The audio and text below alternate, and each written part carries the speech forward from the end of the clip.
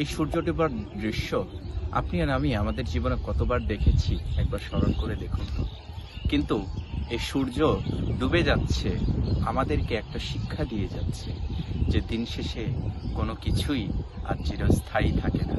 একটা সময় শেষে আপনিও চলে যাবেন, আমিও চলে যাব, আপনার আমার আশেপাশের মানুষ সবাই চলে যাবে। কিন্তু এই পর্যন্ত আমরা এটা এখনো বুঝতে পারিনি আল্লাহ আমাদেরকে কেন সৃষ্টি করেছেন, আল্লাহ আমাদেরকে কেন দুনিয়াতে পাঠিয়েছেন।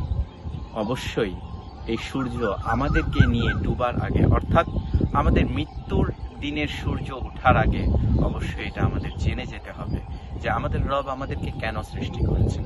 আল্লাহ রাব্বুল আলামিন পবিত্র কোরআনে পাকে ইরশাদ করেন, বিসমিল্লাহির রহমানির রহিম, ওয়া মা খালাকতুল জিন্না ওয়াল ইনসা ইল্লা লিয়াবুদুন। নিশ্চয়ই আমি জিন এবং ইনসানকে সৃষ্টি করেছি শুধুমাত্র আমার ইবাদতের জন্য। নবীজি সাল্লাল্লাহু তাআলা আলাইহি ওয়াসাল্লাম পবিত্র হাদিসে পাকে ইরশাদ করেন, নবীজি হযরত মুআজ বিন জাবাল রাদিয়াল্লাহু তাআলা আনহুকে প্রশ্ন করেন, হে মুআজ, তুমি কি জানো বান্দার প্রতি আল্লাহর হক কি? বান্দাকে আল্লাহ কেন সৃষ্টি করেছেন? মুআজ বিন জাবাল রাদিয়াল্লাহু তাআলা আনহু বললেন, ইয়া রাসূলুল্লাহ, আল্লাহ এবং আল্লাহর রাসূল ভালো জানেন।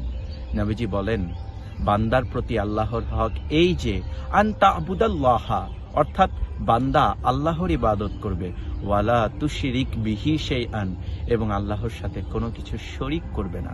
অর্থাৎ এই কোরআনের আয়াত এবং হাদিস দ্বারা আমরা এটাই বুঝতে পেরেছি যে আল্লাহ আমাদেরকে দুনিয়াতে পাঠিয়েছেন আল্লাহর ইবাদত করার জন্য, এবং আল্লাহ আমাদেরকে দুনিয়াতে পাঠিয়েছেন আমাদের প্রতি আল্লাহর হক এই যে যেন আমরা আল্লাহর ইবাদত করি এবং আল্লাহর সাথে কোনো কিছু শরীক করি না।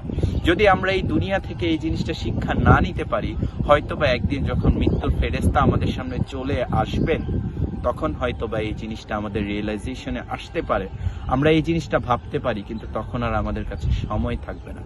তাই আসুন আমাদের জীবনের সূর্য ডোবার আগে এই জিনিস সম্পর্কে আমরা সতর্ক হয়ে যাই এবং অবশ্যই আল্লাহর ইবাদতে নিজেকে মগ্ন করি। দেখুন, বর্তমান দুনিয়া পুরো দম নিয়ে, পুরো শক্তি নিয়ে আপনাকে আমাকে বিভ্রান্ত করার জন্য উঠে লেগেছে।